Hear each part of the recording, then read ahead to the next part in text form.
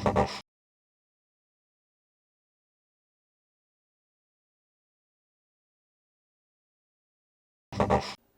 आज हम हिस्ट्री के सेट प्रैक्टिस का आज दूसरी वीडियो है ये। और चैप्टर भी 2 नंबर चैप्टर आज पढ़ेंगे। यहाँ पे चैप्टर का नाम है राजा, किसान और नगर, आरंभिक राज्य और अर्थव्यवस्था है। इस चैप्टर में ईसा पूर्व 600 ईस्वी से लेके ईसा के बाद 600 यानी कि 600 बीसी से लेकर 600 एडी तक की जितनी चीज़ें हैं, जितने राजा महाराजा हुए, जो भी साम्राज्य हुए, उसके विषय में इस चैप्टर में दिया गया है। और सारे इंपॉर्टेंट क्वेश्चंस, कुछ प्रीवियस ईयर के पूछे गए क्वेश्चंस जो कि रिपीट हो सकते हैं आगे, और कुछ नए क्वेश्चंस जो आगे आ सकते हैं आपके आने वाले एग्ज़ाम में, उसको हम लोग डिस्कस करेंगे। और उसके साथ जितनी चीज़ें उस क्वेश्चन के आसपास की जितनी चीज़ें रहेंगी उसको भी डिस्कस करने की कोशिश की जाएगी। तो पहला क्वेश्चन हम लोग एक बार स्टार्ट करते हैं। अर्थशास्त्र के लेखक कौन थे? तो अर्थशास्त्र के लेखक जो थे कौटिल्य थे। इनको चाणक्य के नाम से भी जाना जाता है। ये चंद्रगुप्त मौर्य के गुरु थे और उनके मंत्री भी थे। बाद में चल के उनकी मंत्रिमंडल में ये शामिल हुए थे। और इन्होंने ही अर्थशास्त्र बुक जो है वो लिखा था। अर्थशास्त्र जो बुक है वो इकोनॉमिक्स के ऊपर नहीं लिखा गया है। कभी कभी लिख दिया जाता है कि अर्थशास्त्र किस विषय के ऊपर है।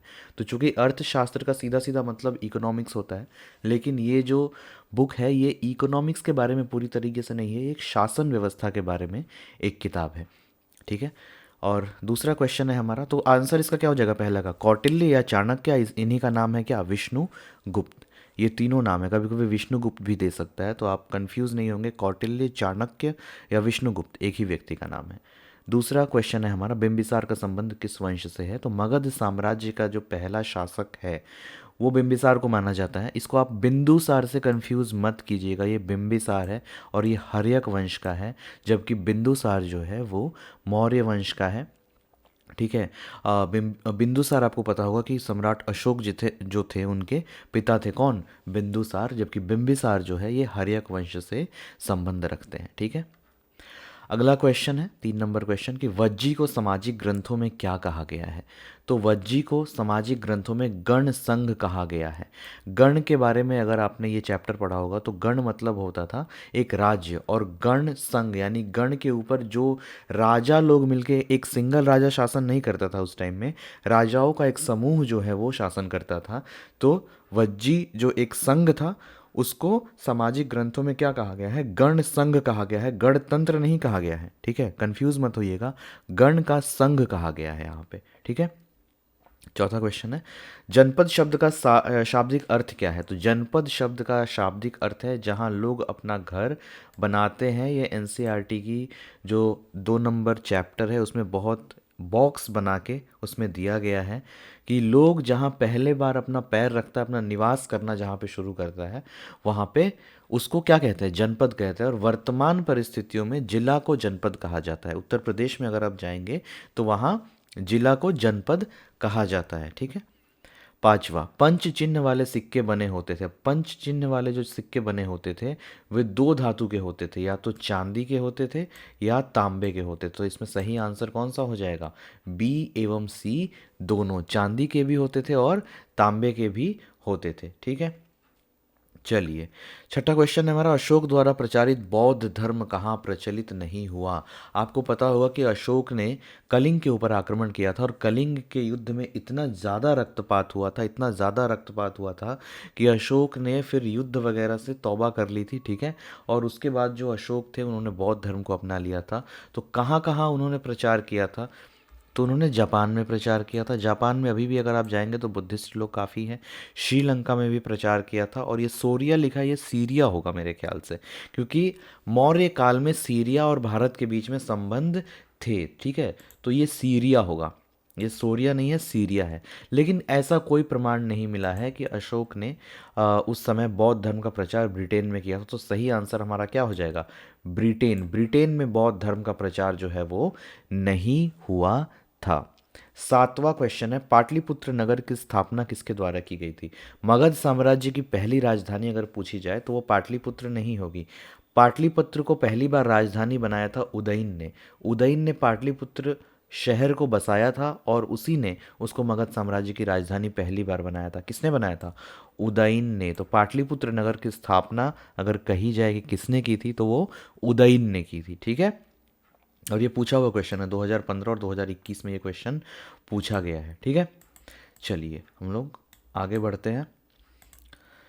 प्रसिद्ध ग्रंथ इंडिका की रचना किसने की थी? तो इंडिका की रचना जो की थी वो मेगास्थनीज ने की थी, और मेगास्थनीज चंद्रगुप्त मौर्य के दरबार में आया था। प्रसिद्ध ग्रंथ इंडिका की रचना इसने की थी, जिसने भारत के बारे में काफ़ी सारी जानकारियाँ मेगास्थनीज की किताब इंडिका से मिलती है। और ये किसके दरबार में आया था? चंद्रगुप्त मौर्य के दरबार में आया था। और इसके द्वारा लिखी हुई किताब का नाम क्या है? इंडिका। लिखा किसने है? मेगास्थनीज ने, ठीक है। प्राचीन भारत में धम्म की शुरुआत किस शासक ने की थी? तो धम्म की शुरुआत जो की थी वो अशोक ने की थी, ठीक है। अशोक ने धम्म की शुरुआत की थी। और धम्म जो था एक नियमों का संकलन कह सकते हैं, एक तरह से था। और धम्म को लागू करने के लिए एक धम्म महामात्र महामात्र नाम का एक व्यक्ति भी होता था, जो देखता था कि जो चीज़ें की जा रही है वो धम्म के नियमों के अनुसार की जा रही है कि नहीं की जा रही है।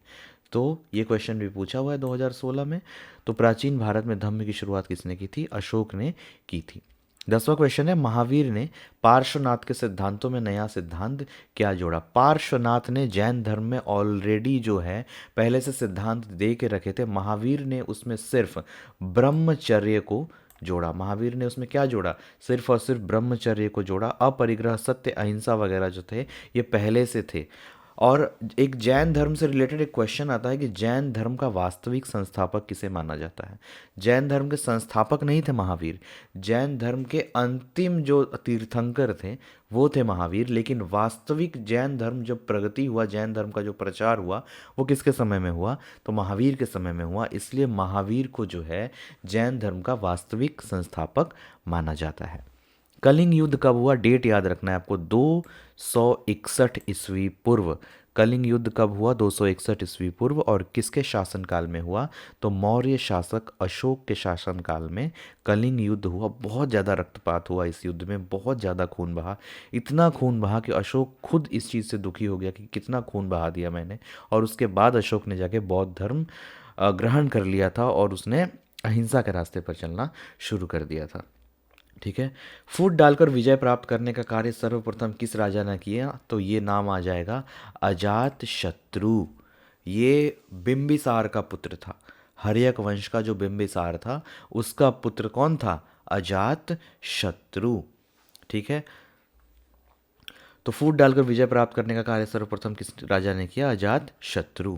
और जीवक वैद्य, जीवक जो है एक वैद्य का नाम है, एक डॉक्टर का नाम है। पहले डॉक्टर को क्या कहते थे? वैद्य कहते थे।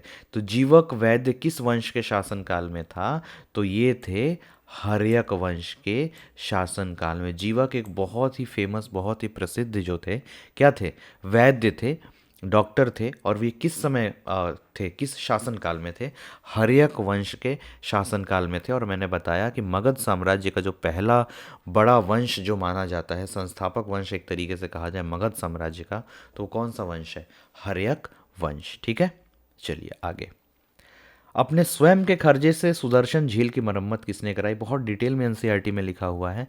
ये नाम रहेगा रुद्र दामन। कभी कभी रुद्र दमन लिखा रहता है, कहीं कहीं रुद्र दामन लिखा रहता है। तो इसने अपने स्वयं के खर्चे से सुदर्शन झील की मरम्मत करवाई थी। किसने करवाई थी?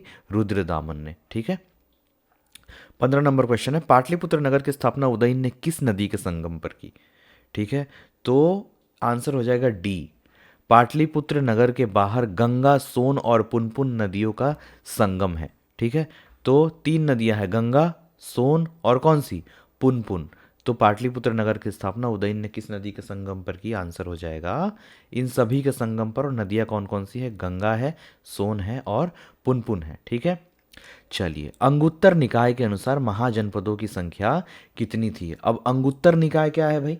अंगुत्तर निकाय एक बौद्ध धर्म ग्रंथ है। तो अंगुत्तर निकाय जो है एक बौद्ध धर्म ग्रंथ है, और इसी में पहली बार जो है महाजनपदों की संख्या बताई गई है। और वो संख्या कितनी बताई गई है? 16 महाजनपद बताए गए हैं। इनके ऊपर एक प्रॉपर चैप्टर हम लोग पढ़ते हैं, महाजनपद काल। यानी महाजनपद, 16 महाजनपद थे, उन महाजनपदों में किस तरह की आपसी व्यवहार वगैरह था उसके बारे में रहता है। तो अंगुत्तर निकाय के अनुसार महाजनपदों की संख्या कितनी थी? तो 16 थी, ठीक है। मगध साम्राज्य की स्थापना किसने की? तो बिंबिसार ने की। एक बार फिर, ये क्वेश्चन शायद पहले भी मिला था। मगध साम्राज्य की स्थापना किसने की? बिंबिसार ने की। बिंदुसार अलग है, बिंबिसार अलग है। ठीक है, स्थापना किसने की थी? बिंबिसार। मगध साम्राज्य का पहला शासक बिंबिसार। लेकिन अशोक का पिता कौन? बिंदुसार। ठीक है, बिंबिसार बिंदुसार। बिंदुसार अशोक का पिता है, लेकिन मगध साम्राज्य की स्थापना किसने की है? बिंबिसार ने की है। ठीक है, चंद्रगुप्त मौर्य का शासन काल जो है, इसको याद रखना है, 323 ईस्वी से 298 ईस्वी पूर्व। तो चंद्रगुप्त मौर्य का शासनकाल रहेगा 323, यानी 323 से 298। ठीक है, ऐसे याद रखना है आपको, 323 से 298 ईस्वी पूर्व, यानी 323 से 398 ईस्वी पूर्व किसका शासनकाल रहा है? चंद्रगुप्त मौर्य का। विक्रमादित्य की उपाधि किस सम्राट ने ग्रहण की थी? तो चंद्रगुप्त द्वितीय जो था, जो किस वंश का शासक था? ये गुप्त वंश का शासक था, चंद्रगुप्त द्वितीय। इसने एक उपाधि धारण की थी। कौन सी उपाधि धारण की थी? विक्रमादित्य की उपाधि इसने धारण की थी। चंद्रगुप्त द्वितीय जो था, ये बहुत ही प्रतापी शासक था, और इसने विक्रमादित्य की उपाधि धारण की थी। और किस वंश का था ये? गुप्त वंश का था। मुद्रा राक्षस किसकी रचना है? ये विशाख दत्त की रचना है। ये क्वेश्चन अभी से लेकर कंपटीशन वाले एग्जाम के लिए बहुत ज़्यादा इंपॉर्टेंट है, 2021 में पूछा हुआ भी है। विशाख दत्त की बुक कौन सी है? मुद्रा राक्षस एक किताब है। ये किसने लिखी है? विशाख दत्त ने लिखी है। मौर्य साम्राज्य का प्रथम शासक कौन था? तो चंद्रगुप्त मौर्य था। नंद वंश के शासकों से गुस्सा होकर चाणक्य ने एक लड़के को, एक बालक था, उसको शिक्षा दीक्षा देकर उसको एक महान राजा के रूप में परिणत किया, और उसने नंद वंश के अंतिम शासक को हराकर मौर्य साम्राज्य की गद्दी संभाली थी, और उस बच्चे का नाम था चंद्रगुप्त मौर्य। कभी आपको इनका इतिहास पढ़ने के बारे में मौका मिलेगा तो ज़रूर पढ़िएगा चंद्रगुप्त मौर्य का इतिहास। साथ में कौटिल्य, चाणक्य कितने कुटिल व्यक्ति थे, कितने बुद्धिमान व्यक्ति थे, इसके बारे में भी आपको जानने का मौका मिलेगा। लेकिन मौर्य साम्राज्य का प्रथम शासक कौन था? चंद्रगुप्त मौर्य। वेदों की संख्या कितनी है? सबको पता है। वेद कितने होते हैं? 4। कौन कौन? ऋग्वेद, यजुर्वेद, अथर्ववेद और सामवेद। ठीक है, चाहे ऐसे कह सकते हैं, ऋग्वेद, सामवेद, अथर्ववेद और यजुर्वेद। ठीक है, वेदों की संख्या कितनी है? 4 है। किस भारतीय शासक को नेपोलियन की संज्ञा दी गई है? ये भी बहुत फेमस क्वेश्चन है, हर एग्जाम में पूछते रहता है। ये नाम हो जाएगा समुद्रगुप्त। भारत का नेपोलियन कहा जाता है। किसको कहा जाता है? समुद्रगुप्त को कहा जाता है। 24 नंबर क्वेश्चन है, 16 महाजनपदों में से सबसे शक्तिशाली महाजनपद कौन सा था? सिंपल, मगध साम्राज्य बहुत ज़्यादा शक्तिशाली था उस समय, और वर्तमान बिहार का जो एरिया है वही पूरा मगध साम्राज्य के अंतर्गत आता था। जो राजधानी थी सबसे पहले राजगृह थी, फिर टाइम टू टाइम, राजगृह मतलब राजगीर, और टाइम के साथ बाद में पटना या पाटलिपुत्र जो है उसकी राजधानी बनी थी। लेकिन 16 महाजनपदों में सबसे शक्तिशाली कौन सा था? मगध। किस शिलालेख में अशोक ने कलिंग विजय का उल्लेख किया है? याद रखना है, 13वें शिलालेख में जो है अशोक ने अपने 13वें शिलालेख, शिलालेख मतलब शिला मतलब पत्थर, लेख मतलब लेख, जैसे पत्थर के ऊपर जो लेख बनवा बनवा के उन पत्थरों को कहीं लगवाया गया था, कहीं कहीं अलग अलग जगहों पर अलग अलग पत्थर लगवाए गए थे, शिलालेख लगवाए गए थे अशोक के टाइम में, ये बताने के लिए कि हमारे राजा की उपलब्धि क्या क्या है, हमारे राजा ने कौन कौन से काम किए हैं। तो इसी 13वें अभिलेख में, 13वें शिलालेख में, सॉरी, 13वें शिलालेख में जो है अशोक के कलिंग विजय का उल्लेख है। ये क्वेश्चन भी पूछा हुआ है, 2009 में पूछा है, 2011 में भी पूछा है। चलिए, कनिष्क एक और प्रतापी राजा था। कनिष्क की राज्यारोहण की तिथि क्या है? तो कनिष्क की राज्यारोहण की तिथि 78 ईस्वी, ईस्वी पूर्व नहीं, ईस्वी। कनिष्क के राज्यारोहण की तिथि है 78 ईस्वी, और 78 ईस्वी से एक पंचांग शुरू हुआ था। कोई बता सकता है कि उस पंचांग का क्या नाम था? जिनको पता है जल्दी जल्दी कमेंट बॉक्स में बताइए कि 78 ईस्वी से जो पंचांग शुरू हुआ था उस पंचांग का क्या नाम था? उस पंचांग का नाम है शक संवत। भारत का जो ऑफिशियल कैलेंडर है वो शक संवत ही होता है। ठीक है, और वो कब से शुरू हुआ है शक संवत? वो 78 ईस्वी से वो कैलेंडर शुरू हुआ है। जो हमारा भारतीय कैलेंडर है, देखिएगा उस पर लिखा हुआ रहता है शक संवत। तो ये कब शुरू हुआ है? जब कनिष्क की राज्यारोहण हुआ है ना 78 ईस्वी में, उसी टाइम उसी साल ये भी शुरू हुआ है, यानी कि 78 ईस्वी में है जो शक संवत जो कैलेंडर है वो शुरू हुआ है। ठीक है, चलिए। धम्म महामात्रों को किसने नियुक्त किया? तो धम्म महामात्रों को अशोक ने नियुक्त किया, इस चीज़ को देखने के लिए कि धम्म का पालन जो है वो ठीक तरीके से हो रहा है कि नहीं हो रहा है। इसके बारे में मैंने अभी थोड़ी देर पहले बताया था कि अशोक ने धम्म का पालन करने के लिए धम्म महामात्रों को नियुक्त किया, जो वे ये सुनिश्चित करते थे कि सब धम्म का पालन उनके राज्य में सही तरीके से हो रहा है कि नहीं हो रहा है। अशोक किस वंश का शासक था? बहुत आसान क्वेश्चन, लेकिन बहुत बार पूछा हुआ है। 2010, 14, 20, 21 और 22 में पूछा हुआ है। तो अशोक किस वंश का शासक था? तो अशोक जो था आपका मौर्य वंश का शासक था। इसी के पिताजी का नाम क्या था? बिंदुसार। ठीक है, अगला क्वेश्चन है हमारा 29 नंबर। भारतीय इतिहास का कौन सा काल स्वर्ण काल के नाम से जाना जाता है? तो गुप्त काल जो है वो स्वर्ण काल के नाम से जाना जाता है। भारतीय इतिहास का कौन सा काल स्वर्ण काल के नाम से जाना जाता है? तो गुप्त काल स्वर्ण काल के नाम से जाना जाता है। और क्यों कहा जाता है? क्योंकि गुप्त काल में विज्ञान प्रौद्योगिकी से लेकर साहित्य, स्थापत्य और मूर्तिकला, ये सब में ना बहुत उन्नति हुई थी। ठीक है, तो इसीलिए भारतीय इतिहास का जो स्वर्ण काल है वो गुप्त काल को कहा जाता है। ठीक है, अगला क्वेश्चन है हमारा, प्रयाग प्रशस्ति की रचना किसने की थी? तो प्रयाग प्रशस्ति की रचना की थी हरिशेन ने। हरिशेन जो थे वो समुद्रगुप्त के दरबारी कवि थे। जो गुप्त सम्राट था ना समुद्रगुप्त, जिसको भारत का नेपोलियन कहा जाता है, उसी के दरबारी कवि थे। कौन? हरिशेन। और इन्होंने किसकी रचना की थी? प्रयाग प्रशस्ति की रचना की थी। किसने? हरिशेन ने। मौर्यकालीन टकसाल का प्रधान कौन था? टकसाल क्या होता है जी? टकसाल जो होता है जहाँ पर सिक्के वगैरह बनते हैं ना, उसको कहा जाता है टकसाल। तो उसके अध्यक्ष को क्या कहा जाता था? उसके अध्यक्ष को कहा जाता था लक्षणाध्यक्ष होता था। मौर्यकालीन टकसाल का प्रधान लक्षणाध्यक्ष होता था। ये क्वेश्चन थोड़ा सा गलत लग रहा है मुझे, आप एक बार कंफर्म कर लीजिएगा। 100% श्योर नहीं है कि लक्षणाध्यक्ष ही कहा जाता था। आप लोग बताइएगा कि ये सही है कि नहीं है। ठीक है, वैसे अगर ये गलत होगा तो हम कमेंट सेक्शन में अपडेट कर देंगे, लेकिन इस पर थोड़ा सा शक है मुझे कि मौर्यकालीन टकसाल का प्रधान कौन होता था। यहाँ पे लक्षणाध्यक्ष दिया है, लेकिन आप लोग एक बार पता करके देखिएगा। राजतरंगिणी के लेखक कौन थे? ये क्वेश्चन बहुत ही आसान है। इसके लेखक थे कौन? कल्हण। कल्हण ने कौन सी किताब लिखी थी? राजतरंगिणी। कल्हण ने कौन सी किताब लिखी थी? राजतरंगिणी। अर्थशास्त्र और इंडिका से किस राजवंश के विषय में जानकारी मिलती है? तो अर्थशास्त्र जो है वो चाणक्य ने लिखी थी। चाणक्य जो थे वो चंद्रगुप्त मौर्य के मंत्री थे और उनके राजनीतिक गुरु भी थे। जो और चंद्रगुप्त मौर्य किस वंश से संबंध रखते थे? वो मौर्य वंश से। ठीक उसी प्रकार इंडिका, इंडिका किसने लिखी है? इंडिका लिखी है मेगास्थनीज ने। और मेगास्थनीज किसके दरबार में आया था? चंद्रगुप्त मौर्य के दरबार में आया था।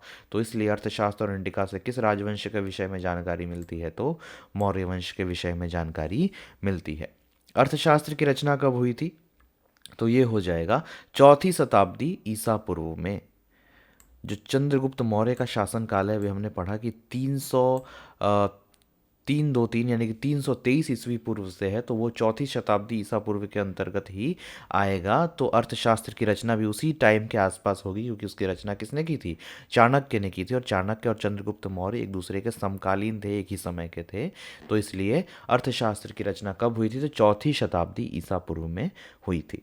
पतंजलि के महाभाष्य से हमें जानकारी मिलती है? किस चीज़ के बारे में जानकारी मिलती है? तो पतंजलि के महाभाष्य से हमें प्राक मौर्य काल की जानकारी मिलती है। अगला क्वेश्चन है हमारा, समस्त भारत ही नहीं एशिया एवं यूरोप में सर्वप्रथम हुनों को परास्त करने का श्रेय किस शासक को जाता है? तो हुनों को परास्त यानी कि हुनों को सबसे पहले किसने हराया था? तो स्कंदगुप्त ने सबसे पहले हुनों को हराया था। सबसे पहले हुनों को किसने हराया था? स्कंदगुप्त ने सबसे पहले हुनों को हराया था। यूरोप का समुद्रगुप्त कौन था? तो यूरोप का समुद्रगुप्त था नेपोलियन। जैसे भारत का नेपोलियन किसे कहा जाता है? समुद्रगुप्त को कहा जाता है। तो उसी तरह यूरोप का समुद्रगुप्त किसको कहा जाता है? तो नेपोलियन को कहा जाता है। क्वेश्चन थोड़ा सा उल्टा करके दिया हुआ है।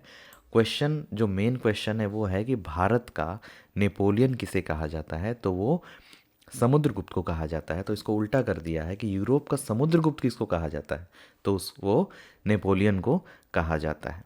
38 नंबर क्वेश्चन है, किसके अभिलेख में भूमि दान का उल्लेख मिलता है, तो प्रभावती गुप्त, ये नाम एनसीईआरटी की बुक में भी आया है। प्रभावती गुप्त के अभिलेख में भूमि दान का उल्लेख जो है वो मिलता है। भूमि अनुदान से संबंधित प्रथम अभिलेखीय प्रमाण किसका है, भूमि अनुदान से संबंधित पहला अभिलेखीय प्रमाण किस वंश के शासनकाल में मानी गई है, तो वो हो जाएगा आपका सातवाहन काल। सातवाहन काल में पहली बार भूमि दान के बारे में बात की गई। ठीक है, 40 नंबर क्वेश्चन है, 510 ईस्वी में सती प्रथा के साक्ष्य वाला प्रथम अभिलेख कहाँ मिला है, तो ये ऐरण अभिलेख जो है उसमें मिला है। सागर, सागर जो है मध्य प्रदेश जिले में है, सॉरी मध्य प्रदेश राज्य में है, सागर जिला नहीं है, मध्य प्रदेश राज्य है। तो ऐरण अभिलेख जो है सागर में मिला है। सागर जो है मध्य प्रदेश का एक सिटी है, तो यहाँ पे मिला है ऐरण अभिलेख, और इसमें सबसे पहले सती प्रथा के साक्ष्य वाला प्रथम अभिलेख है, ये इसको माना जाता है। ठीक है, 41वां, अशोक ने महेंद्र और संघमित्रा को, जो उसके बेटा और बेटी थी, उसको बौद्ध धर्म के प्रचार के लिए कहाँ भेजा था, तो उसने उनको श्रीलंका भेजा था। अशोक ने महेंद्र और संघमित्रा को बौद्ध धर्म के प्रचार के लिए कहाँ भेजा था, श्रीलंका।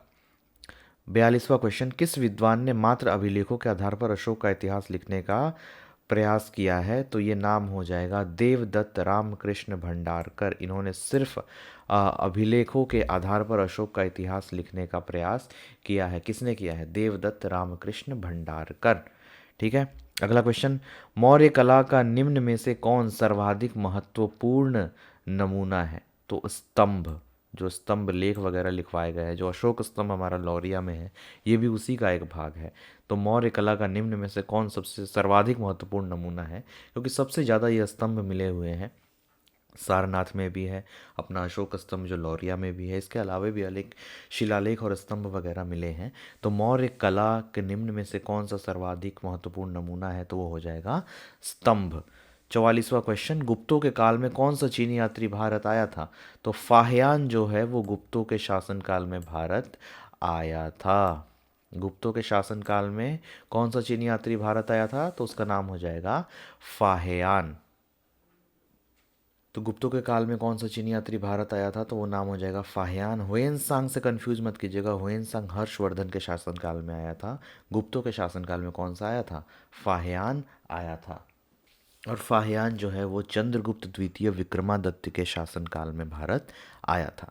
मेगास्थनीज भारत किसके दरबार में आया था, तो चंद्रगुप्त मौर्य के दरबार में आया था। ऑलरेडी हमने बता दिया है इसको कि मेगास्थनीज ने कौन सी किताब लिखी थी, इंडिका लिखी थी, और किस किस राजा के दरबार में आया था, तो चंद्रगुप्त मौर्य के दरबार में ये आया था।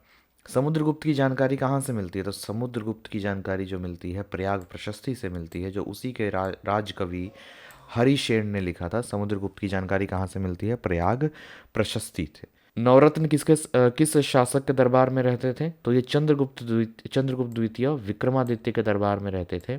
और कालिदास वगैरह जो है ना, वो शायद इन्हीं के दरबार के थे, चंद्रगुप्त द्वितीय विक्रमादित्य के दरबार के थे। कौन, कालिदास, जो प्रसिद्ध संस्कृत के कवि है कालिदास, वो चंद्रगुप्त द्वितीय विक्रमादित्य के दरबार में ही वो भी रहते थे, उनके नवरत्नों में से एक थे। अभिज्ञान शाकुंतलम के रचनाकार कौन से हैं, तो यही कालिदास जो हैं, ये अभिज्ञान शाकुंतलम के रचनाकार हैं, और ये चंद्रगुप्त विक्रमादित्य के दरबार में थे, उनके नवरत्नों में से एक थे। प्राचीन भारत में अभिलेख की शुरुआत किसने की थी, तो अशोक ने सबसे पहले अभिलेखों की शुरुआत की थी। प्राचीन भारत में मौर्य शासक अशोक ने सबसे पहले अभिलेखों की शुरुआत की थी। ठीक है, किस शासक को प्रियदर्शी कहा गया है, तो अशोक को कहा गया है प्रियदर्शी। प्रियदर्शी सम्राट किसे कहा गया, प्रियदर्शी या प्रियदर्शिनी सम्राट किसे कहा गया है, या देवनाम प्रियदसी भी कहा गया है इसको, ये किसको कहा गया है, अशोक को कहा गया है। मेगास्थनीज ने अपने यात्रा वृत्तांत में भारत के समाज को कितने वर्गों में विभाजित किया है, तो मेगास्थनीज ने अपने यात्रा वृत्तांत में भारत के समाज को 7 भागों में विभक्त किया है। मेगास्थनीज ने अपने यात्रा वृत्तांत में भारत के समाज को कितने वर्गों में विभाजित किया है, 7 भागों में। एलोरा का कैलाश मंदिर किस राजवंश ने निर्मित कराया है, तो ये राष्ट्रकूटों ने निर्मित करवाया है। राष्ट्रकूट राजवंश के लोगों ने इस कैलाश मंदिर को निर्मित करवाया है? एलोरा का कैलाश मंदिर किस राजवंश ने निर्मित कराया? राष्ट्रकूटों ने। पुराणों की संख्या कितनी है? तो आंसर है 18 है, थोड़ा सा मिट गया है यहाँ पे, बट 18 पुराण हिंदू धर्म के अनुसार 18 पुराण होते हैं, ठीक है, यहाँ पे लिख दे रहे हैं 18, ठीक है, हिंदू धर्म के अनुसार 18 पुराण जो है वो होते हैं। तक्षशिला विश्वविद्यालय कहाँ स्थित है? तो यहाँ पाकिस्तान लिख रहा है, लेकिन मेरे ख्याल से ये पाकिस्तान अफगानिस्तान के बॉर्डर या फिर अफगानिस्तान में ही मौजूद है। तक्षशिला आप एक बार कंफर्म कीजिएगा। नहीं नहीं, ये अफगानिस्तान में नहीं है, ठीक है, सही दिया है, पाकिस्तान में ही है, तक्षशिला यूनिवर्सिटी है, तक्षशिला विश्वविद्यालय। ये कहाँ है? तो ये पाकिस्तान में है, अभी जस्ट मैंने चेक किया, पाकिस्तान में ही है ये। धम्म की शुरुआत किसने की थी? ये क्वेश्चन पूछा हुआ है 2019 और 2022 में। तो धम्म की शुरुआत अशोक ने की थी, थोड़ा थोड़ा मिट गया है इसमें, तो राइट आंसर इज अशोक, ठीक है। धम्म की शुरुआत किसने की थी? तो अशोक ने की थी। तो बस आज के लिए इतना ही रखते हैं, थोड़ा रटने वाला पोर्शन इसमें ज़्यादा था, ठीक है, और आगे फिर दूसरे सब्जेक्ट का या तो कर लेंगे बीच में, या इसी का भी आगे हम कंटिन्यू करते रहेंगे, ठीक है। और अच्छे से पढ़ाई करते रहिए, टाइम बहुत कम बचा हुआ है, ठीक है। मिलेंगे फिर अगली वीडियो में, तब तक के लिए धन्यवाद।